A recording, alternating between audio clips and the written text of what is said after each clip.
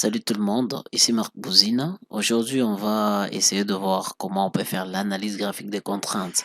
Et c'est peut que vous avez fait la modélisation, comme tel est le cas. On a fait la modélisation, on a calculé, ça c'est un projet d'un hangar, un hangar industriel. Alors ici, ce que nous allons faire, c'est de voir comment, grâce à robot, on peut faire l'analyse graphique des contraintes, hein. Vous avez déjà modélisé la structure, vous avez déjà lancé les calculs, vous avez déjà fait tout ce qu'il y a comme combinaison des charges et voilà tout, et vous pouvez bel et bien le voir ici. Vous pouvez voir ici que c'est actuel, hein, actuel comme résultat, méthode élément fini. Alors vous allez aller dans résultat, et puis vous allez partir dans analyse des contraintes. Dans un premier cas, on va faire d'abord l'analyse des contraintes de la barre et puis dans la vidéo suivante, on va faire l'analyse des contraintes de toute la structure. Alors ici, je vais prendre analyse de la barre. Je suis dans cette boîte de dialogue. Ici, je vois qu'il y a une boîte de dialogue liée à l'analyse des contraintes de vue 3D. Moi, je ne suis pas dans l'analyse des contraintes de vue 3D. Il y a l'analyse des contraintes. Moi, je suis ici sur l'analyse des contraintes. Il y a la partie liée à la vue active. Ici, moi, je suis sur l'analyse des contraintes.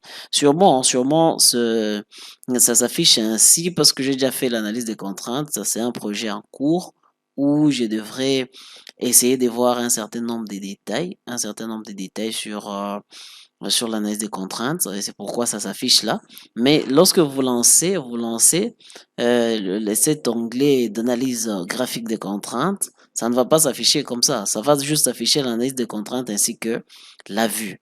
Alors nous sommes ici sur la partie concernant l'analyse des contraintes. D'ailleurs, je ferme ça parce que ça c'est un tableau de bord lié à la vue de l'élément. Si on veut isoler l'élément et essayer de voir la cartographie de l'élément. Et je vais dans cette vidéo expliquer chaque onglet et le rôle de chaque onglet, de sorte que à la fin de cette vidéo, que vous soyez capable de faire l'analyse graphique des contraintes d'une barre, hein, étant donné que vous avez déjà lancé tous les calculs et vous avez déjà chargé l'élément.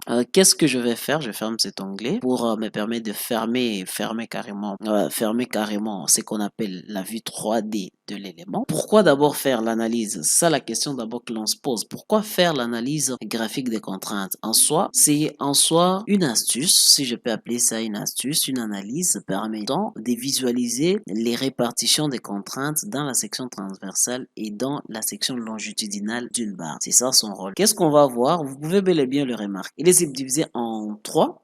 Je peux dire en trois boîtes de dialogue. Il y a la partie concernant la vue 3D nous permettant de sélectionner l'élément sur quoi nous voulons faire l'analyse. Et puis, il y a cette partie ici qui concerne directement l'analyse où nous avons la cartographie, les éventuelles coupes, les éventuelles coupes transversales ainsi que longitudinales de l'élément ainsi que la cartographie.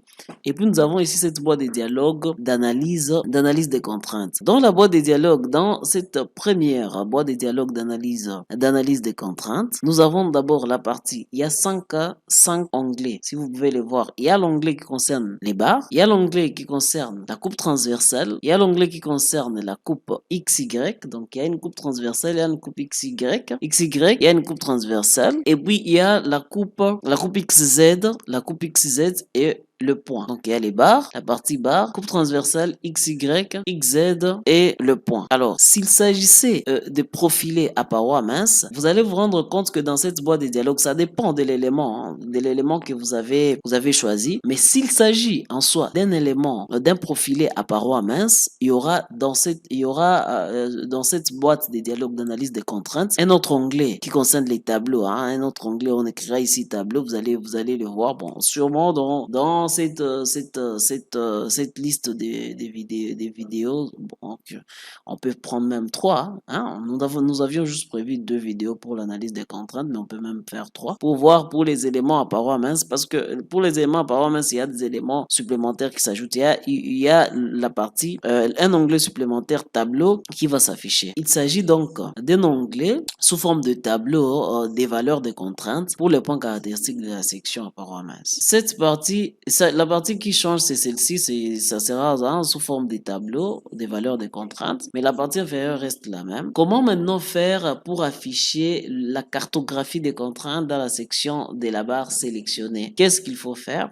D'abord, la première chose qu'il faut faire, il faut d'abord sélectionner la barre. Par exemple, ici, pour ces cas de figure, je viens, par exemple, je sélectionne la barre. Si je sélectionne ici, par exemple, ce 87, ici, vous voyez, liste de bardage IPE, c'est la nomination, hein, ce sont des listes de bardage. Alors, si je sélectionne celui-ci, il ne change pas là-bas parce que je n'ai pas encore mis sélectionné. Si je sélectionne là-bas, automatiquement, il va mettre ces listes de bardage et traitement des résultats en cours. Liste de bardage. Mais ici, par exemple, si je prends ces traverses ici, si je prends ces traverses et puis je mets sélectionner, automatiquement, il va me mettre que ça, c'est une traverse. Ça, c'est une traverse. Ce n'est plus une liste, les listes de bardage, mais ça devient maintenant une traverse. Bon, c'est nous qui avons nommé ça comme ça dans la définition des profilés. Donc, c'est le nom de la définition de profilé qui va s'afficher là-bas.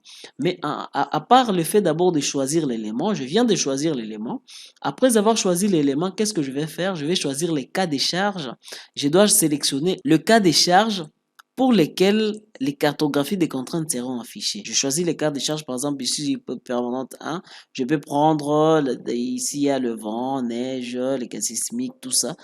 Tout ça. Alors, qu'est-ce que je vais prendre? Bon, je prends pour ces cas de figure, par exemple, permanente 1, charge permanente 2. Après avoir choisi les cas des charges permanentes 2, qu'est-ce qu'il faut faire? Il faut sélectionner maintenant les types de contraintes. Nous avons d'abord, premièrement, nous avons d'abord choisi la barre, le numéro de la barre, on a sélectionné.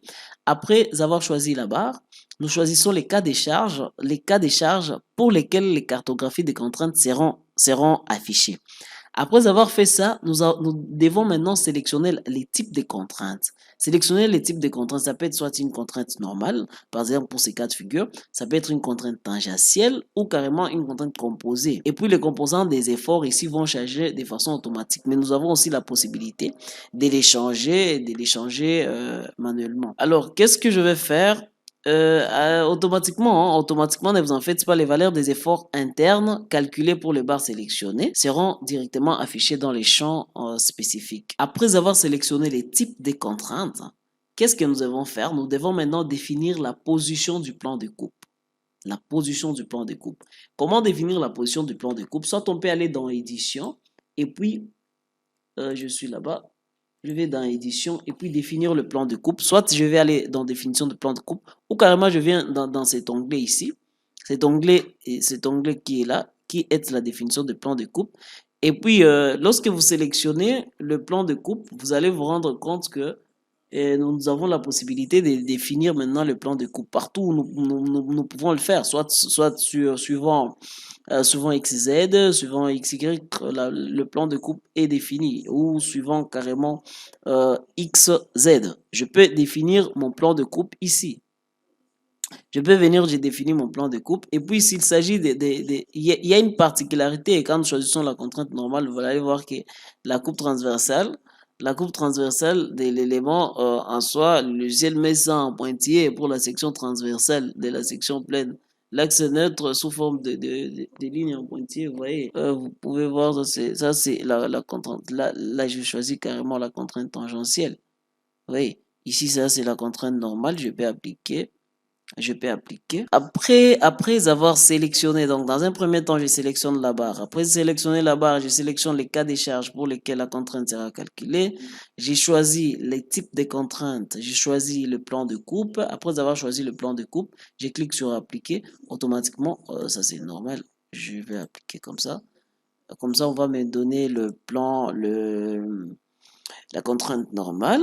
Alors, les contraintes normales, après m'avoir donné la contrainte normale, qu'est-ce que je vais faire? Je peux voir les notes des calculs. Je peux voir les notes des calculs. Je peux cliquer sur Notes là-bas. Automatiquement, le logiciel a la possibilité de me donner le nom des calculs. Vous voyez? Alors, j'ai les notes de calcul ici, section transversale, cas des charges, les efforts pris en compte. Les efforts pris en compte, on a dit que ça sera fait de façon automatique. Les contraintes extrêmes dans les barres. Contraintes extrêmes dans les barres. On me donne les résultats de la section. On donne les contraintes extrêmes dans la section transversale. On donne ça. On donne les sections longitudinales. On donne les notes de calcul. Ces notes de calcul, c'est en soi le finish, hein, le final. C'est là que nous sommes en train de partir. C'est grâce à ceci que vous devez voir. C'est grâce à ces notes de calcul que vous avez en soi la synthèse de tout ce que l'on vient de faire. On a la synthèse de tout ce que l'on vient de faire.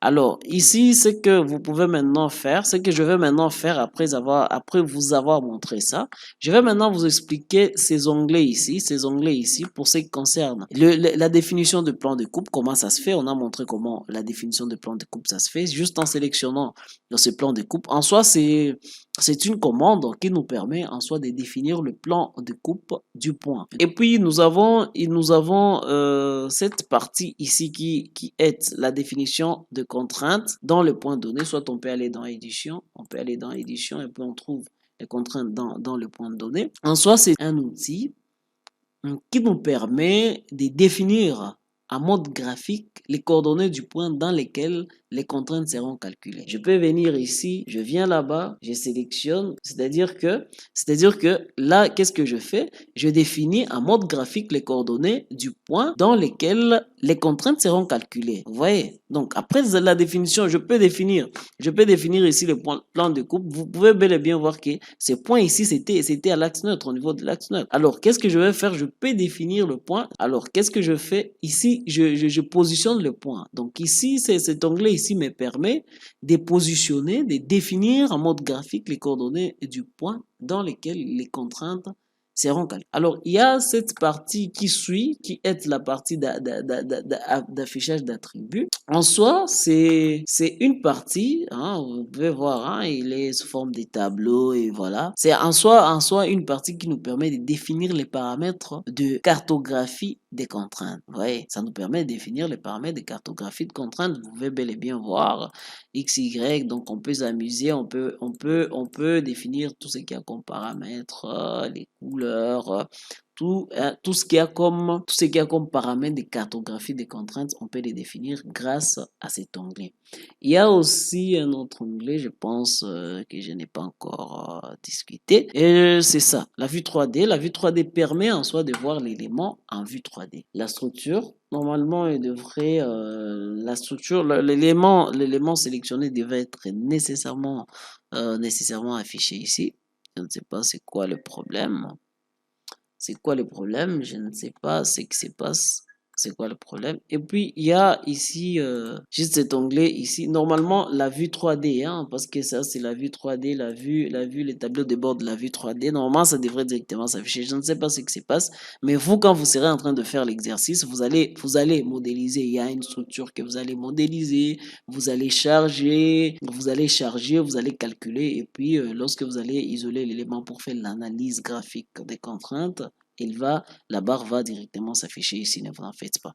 En bref, c'est ce qu'on a voulu partager avec vous. On a voulu partager avec vous ces trucs et astuces. C'est important de faire l'analyse des contraintes pour savoir sur tel point, comment réagir notre barre. Alors, dans la vidéo qui va suivre, soit ça va apparaître cette semaine ou la semaine prochaine, nous allons vous montrer comment on peut faire l'analyse maintenant de toute la structure. Donc, je vous invite à rester branché, à rester branché sur la chaîne pour ne rater aucune de nos vidéos formations qui vont vous apporter du très bon contenu. À très bientôt.